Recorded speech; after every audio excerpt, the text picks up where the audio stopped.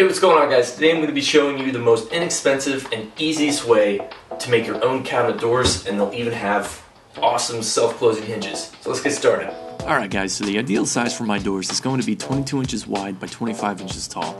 I recommend using pre-cut wood that's already 3 inches thick, but I have 5.5 inch wood on hand, so I'll use that. I'll start by ripping it in half, so I'll take 5.5 minus the 1/8 inch size of the blade, which gives me 3 3/8. Then I'll divide that in half to give me the width of each piece, which is 2 11/16 of an inch. That'll tell me what I need to make the cross member at, which is going to be 16 5/8, which in return will give me 22 inches wide. Here I'm using a miter saw to make all my cuts to the right length, and then later I'll move to a table saw, cutting everything to 2 11/16 of an inch thick.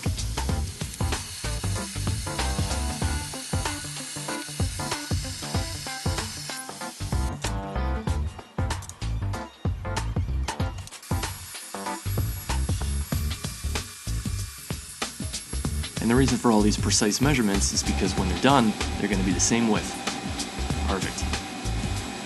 Now I'm going to move on to the pocket hole jig. This is a full HOfWgi jig and you definitely don't need this, you can use the smaller ones, but only use one hole in the middle instead of doing 2 holes or 3 holes, and you'll see why in a little bit.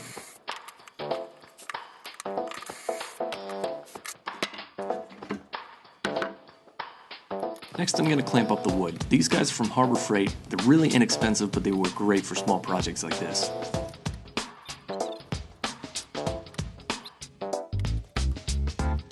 And here I'm just going to add some strips of scrap wood in between the clamps so the clamps don't make any marks. Now you're going to want to check for square, making sure all the corners are perfectly at a 90-degree angle, inside and out.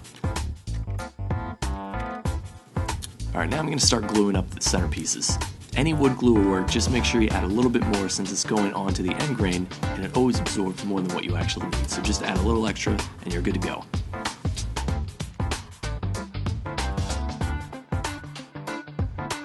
Now I'm just going to slowly tighten the clamps as I go along.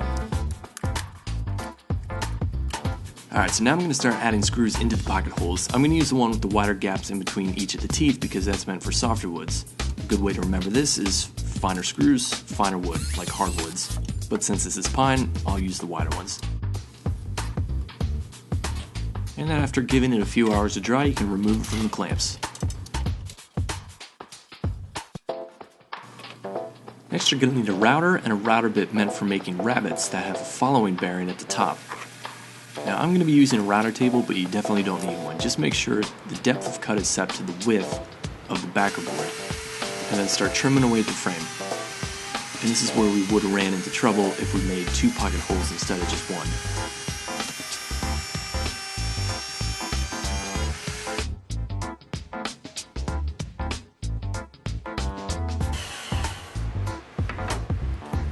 Here I'm just squaring up the corners with a chisel, but if you don't have a chisel, box cutter works just fine.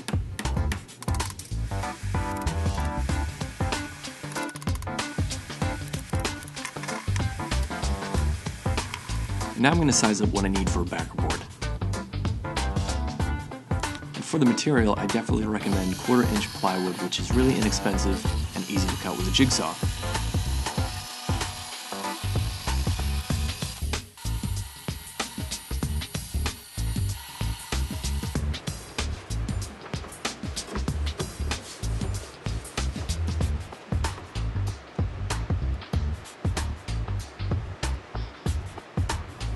And to fasten the backer board to the frame, I'm going to be using these small nails, hammering them in one by one manually, because if you use a brad nailer, the nails go right through and they stick out the other side. So just add a little bit of wood glue around the frame.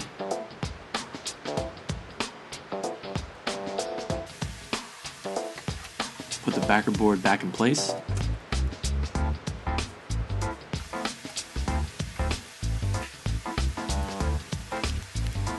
And then start nailing it down, making sure the angle is about 45 degrees, just so it doesn't poke out the other side.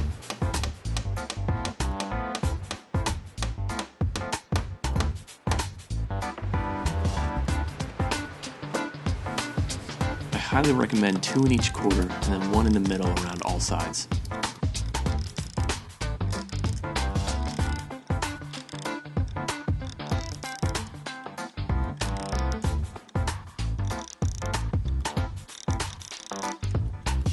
there you go, your door is done.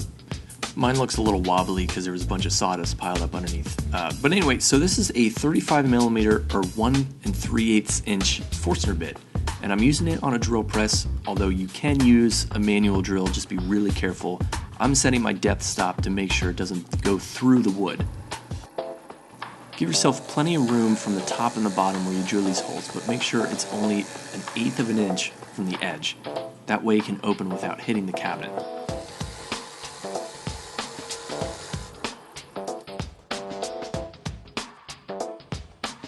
Alright, so now I'm just going to start applying everyday spackling, nothing special, nothing really special about that brand, just any spackling will do.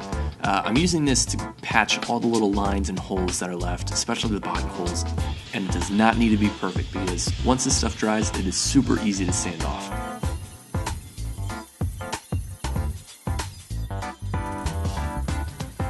And also add some to the knots because they always show through when you paint. Alright, so there are a lot of different types of hinges out there. I really like these because they're anti-slam, self-closing. They're about $6 each. I got them at Lowe's, but most importantly, that's how they mount to the frame, which is exactly what I need.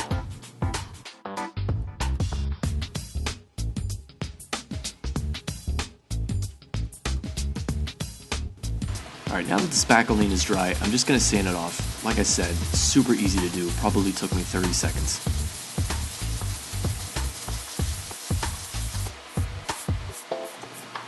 Now I'm going to start adding some paint. This is the paint I use for the entire project, so it's going to match. It's latex paint, which means you're going to want to need a latex brush. And to make it go by a little quicker, use a padded roller just like that and a tray to put it in.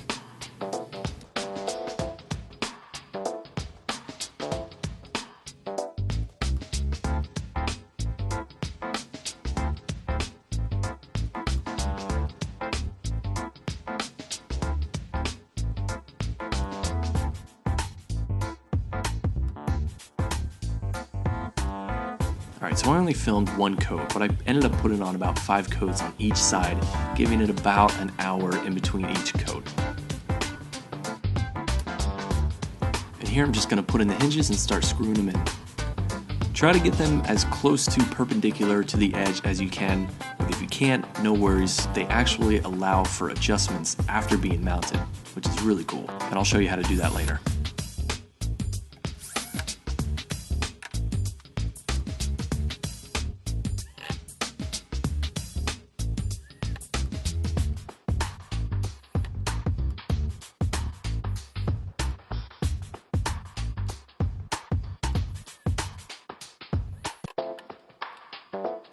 Alright, so now I'm going to start hanging the doors. I'm just going to mark where I'd like the top of the door to sit and work from there. Once it's in place, open the hinge a little bit so you can put your pencil there and mark where you'd like the screw to go. And pre-drill with a drill bit that's slightly smaller than the size of the screw. And then just put the door back in place and tighten up the screw.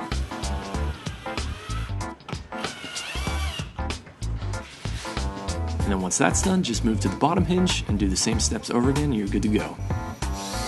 Needless to say, don't ruin your Dragon Ball Z DVDs. They're extremely important.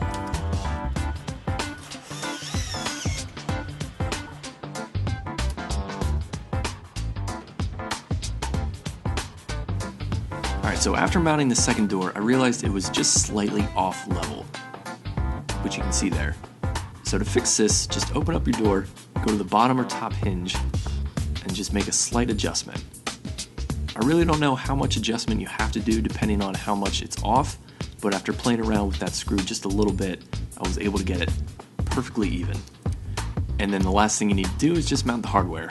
This is pretty straightforward, but if you're like me and you bought hinges at some random yard sale or antique store and the hardware was just not long enough, I'll show you a quick solution for that. Just grab a Forsner bit that's wider than the head of the screw, and then gouge out some of the door so the screw can go in and then stick out the other side. And that's all there is to it. Do that for the top, the bottom, and then the other door, and you can call it complete.